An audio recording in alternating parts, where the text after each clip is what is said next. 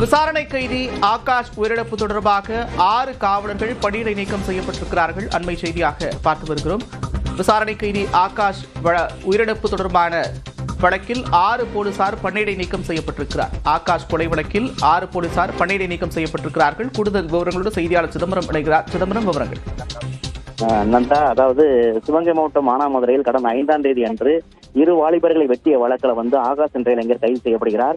அவர் கைது செய்யப்பட்டு தப்பி ஓடும் பொழுது காலில் காயம் ஏற்பட்டு மேல் மதுரை மருத்துவமனைக்கு கொண்டு சென்று சிகிச்சை இருக்கும்போது மூச்சு திணறி உயிரிழந்தார். இதனிடையே அவர் 7ஆம் தேதி இரவு அன்று உயிரிழந்ததை அடுத்து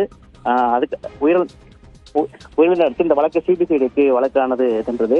இதில் ஆகாஷை கொலை செய்தவர்கள் போலீசார் மீது நடவடிக்கை எடுக்க வேண்டும் என பல்வேறு கோரிக்கைகளை முன்னிறுத்தி 5 நாட்களாக தொடர்ச்சியாக போராட்டம் நடத்தி வந்தனர்.